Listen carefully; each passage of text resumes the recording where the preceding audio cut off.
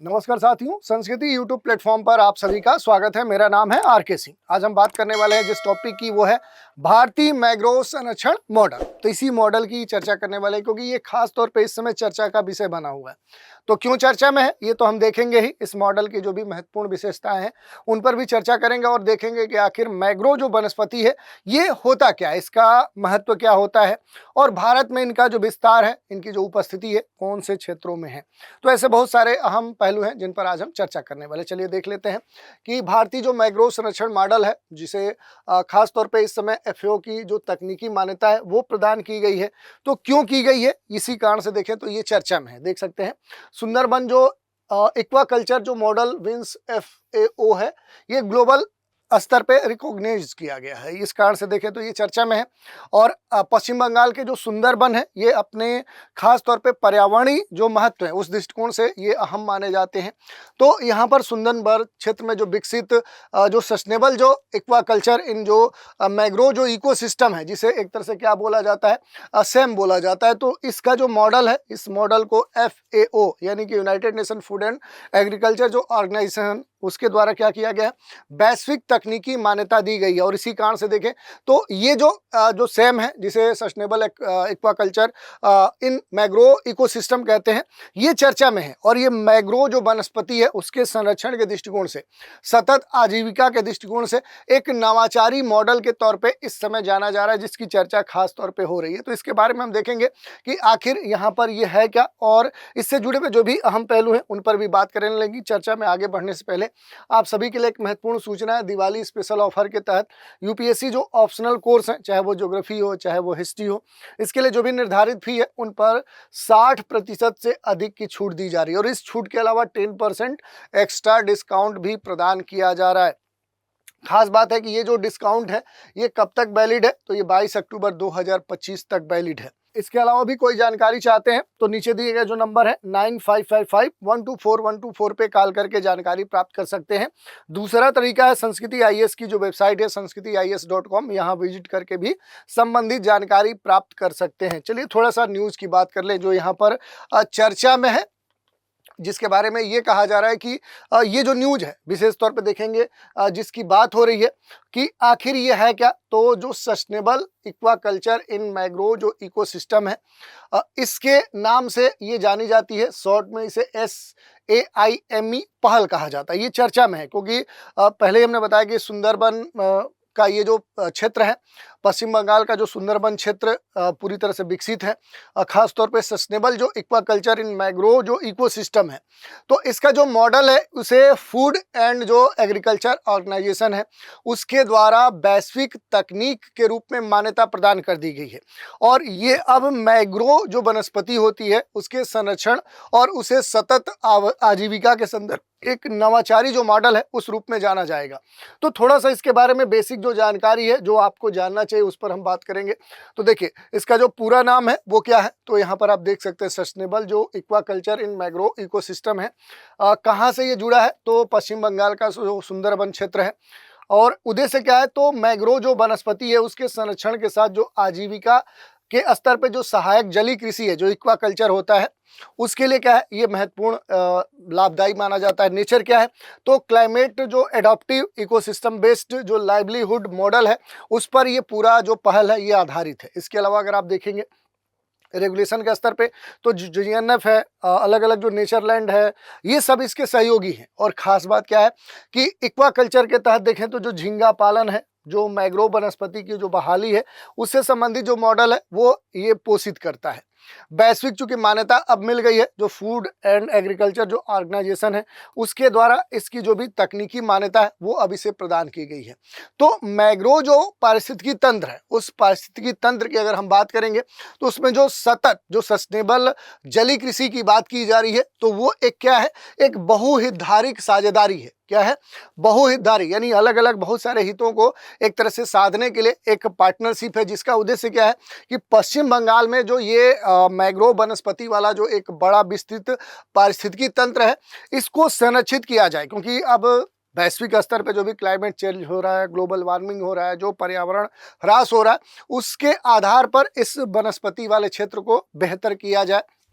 और इसके रूप में क्या है कि जो झींगा पालन किया जा रहा है, एक्वा कल्चर है, उसके माध्यम से जो भी व्यापार है, झींगा जो व्यापार है उसमें एक परिवर्तनकारी जो भी प्रक्रिया है उसको पहले से बेहतर किया जाए। तो ये एक जलवायु अनुकूल स्तर पे मैंग्रोव पुनर्स्थापना का प्रयास माना जा रहा है।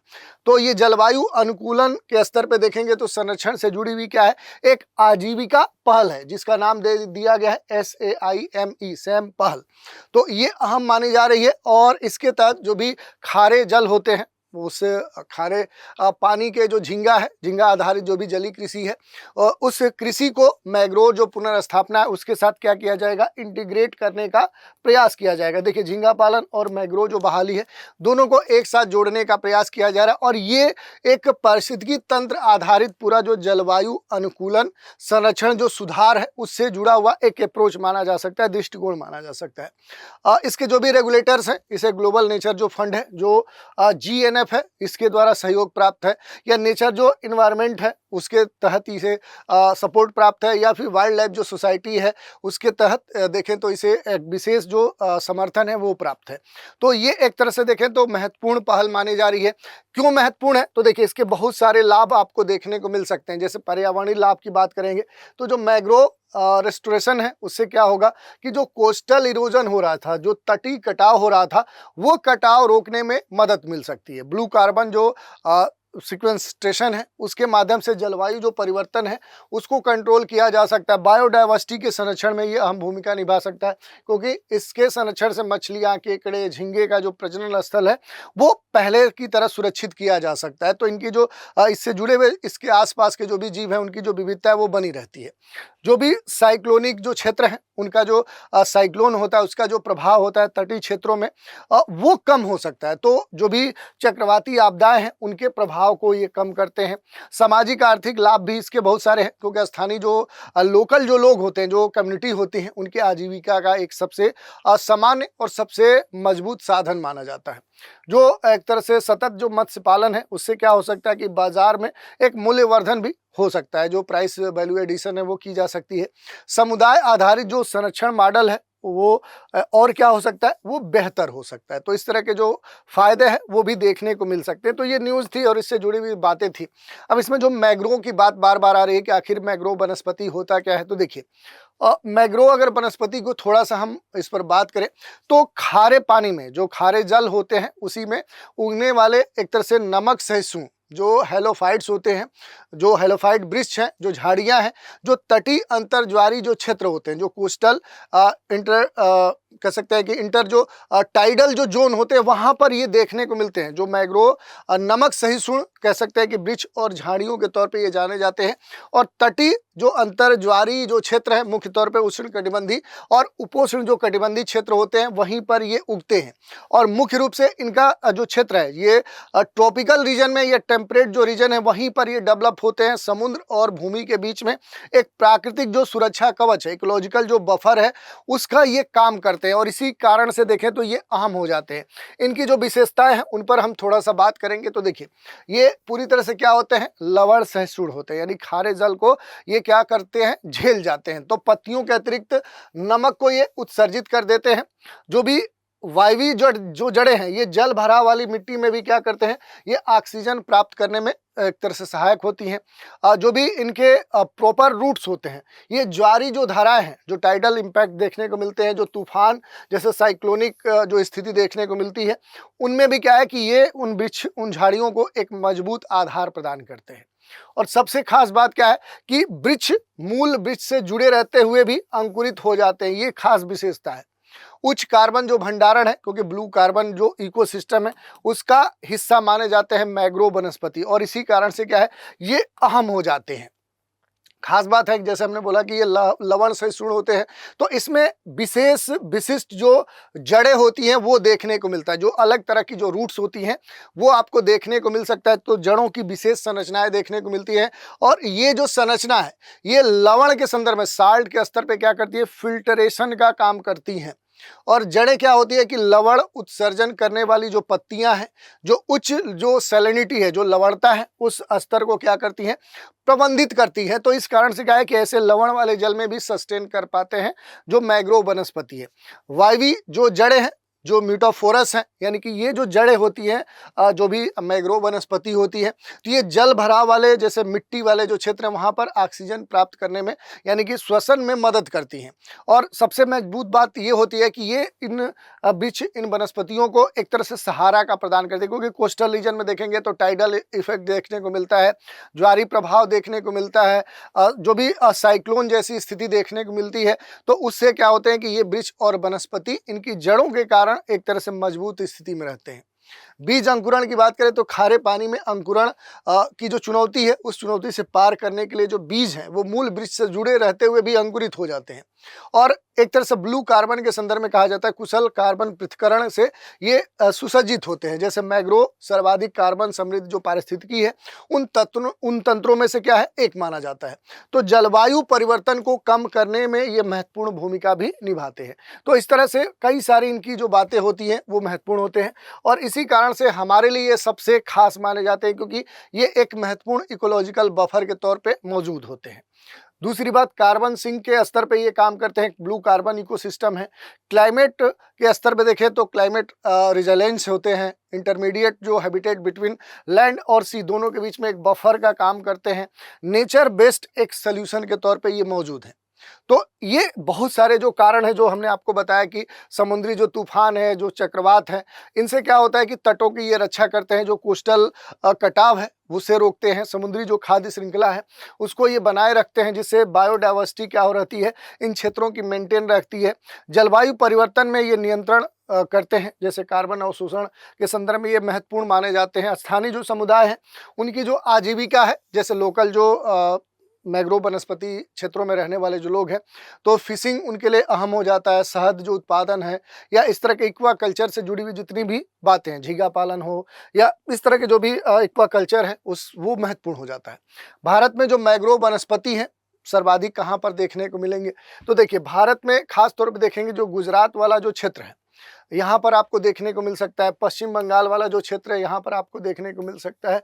इसके अलावा जो अंडमान निकोबार वाला जो क्षेत्र है यहाँ पर सबसे अधिक जो मैंग्रोव वनस्पति है वो भारत में देखने को मिल सकता है।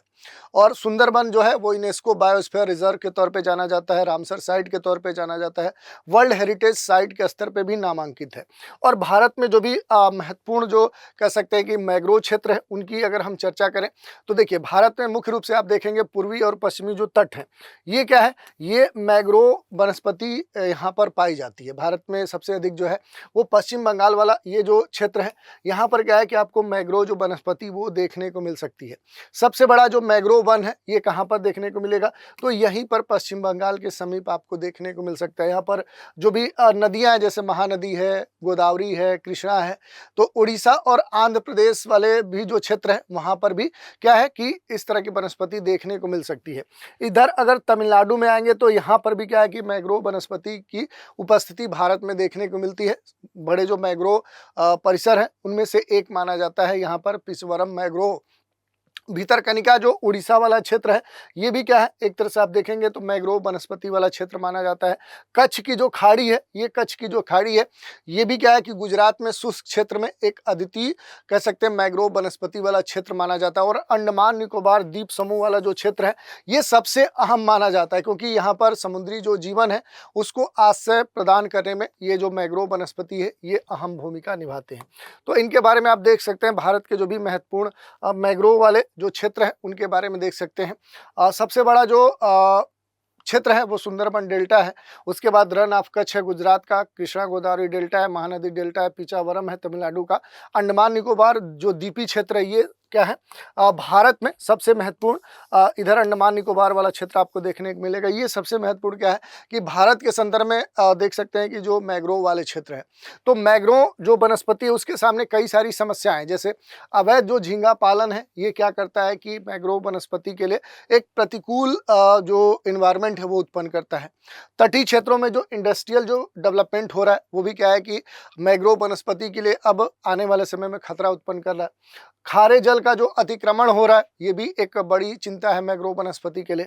और जो चक्रवाती जो प्रभाव है ये जो तेजी से बढ़ते जा रहे हैं ये भी मैंग्रोव वनस्पति के विनाश के लिए एक महत्वपूर्ण जिम्मेदार कारक है। नीतिगत स्तर पे देखें तो कानून तो बने हैं मैंग्रोव वनस्पति की सुरक्षा के लिए, लेकिन रेगुलेशन के स्तर पे, मानकों के स्तर पे सही तरीके से उनका पालन जो नहीं हो रहा है, वो एक बड़ी समस्या है। सरकार की जो पहले हैं इस तरह के वनस्पति को, इकोसिस्टम को बचाने के लिए, जैसे नेशनल मैंग्रोव जो कंजर्वेशन प्लान है वो स्टार्ट किया गया, कैंपा प्लान है, ब्लू इकोनॉमी जो मिशन है, या फिर इंटीग्रेटेड जो कोस्टल जोन मैनेजमेंट है, या इस तरह के जो भी सस्टेनेबल डेवलपमेंट गोल 14 है, लाइफ बिलो वाटर। लेकिन इसके बावजूद भी देखेंगे तो जो प्रयास है वो पूरी तरह से कारगर नहीं हो रहे। तो ओवरऑल हम कह सकते हैं कि अभी जो लेटेस्ट स्तर पे ये जो सैम है, ये एक उदाहरण है। जो सतत विकास के सस्टेनेबल डेवलपमेंट जो गोल 14 है, 13 है, जो 1 है यानी नेचर बेस्ड जो सोल्यूशन है, उसका एक सामुदायिक जो प्रबंधन है, उस प्रबंधन के स्तर पे ये काम कर सकता है। खासतौर पे जो भी तटीय पारिस्थितिकी है उसके संरक्षण और उसकी आजीविका सुरक्षा का ये क्या हो सकता है, एक संतुलित मॉडल हो सकता है, जिसे अन्य तटीय क्षेत्रों में भी क्या किया जा सकता है, भारत के विभिन्न क्षेत्रों में लागू किया जा सकता है। तो ये इसके बारे में हमने देख लिया कि आखिर ये है क्या। इसी पर आधारित एक प्रश्न है कि SAIME पहल का जो मुख्य उद्देश्य है वो क्या है, समुद्री प्रदूषण नियंत्रण, मैंग्रोव पारिस्थितिकी तंत्र में सतत जलीय कृषि को बढ़ावा देना, समुद्री जो पर्यटन विकास है, या जलवायु सम्मेलन जो आयोजित करना है। तो इसमें से सही जो विकल्प होगा वो आपको चुनकर हमें कमेंट के माध्यम से आपको भेजना है। इस टॉपिक पे आपके मेंस के भी प्रश्न पूछे जा सकते हैं, जैसे उदाहरण के तौर पे मैंग्रोव आधारित जो सतत आजीविका मॉडल है, जैसे जो सैम है, ये तटीय पारिस्थितिकी संरक्षण के लिए प्रभावी सामुदायिक समाधान सिद्ध हो सकता है, विश्लेषण कीजिए। तो इस तरह के जो प्रश्न हैं वो भी आपसे पूछे जा सकते हैं। तो आज हमने इस पहल की चर्चा कर ली और इससे जुड़े हुए जो भी अहम पहलू हैं उन पर भी बात कर ली। तो आज के एपिसोड में इतना ही। आप सभी हमारे साथ बने रहें, इसके लिए धन्यवाद।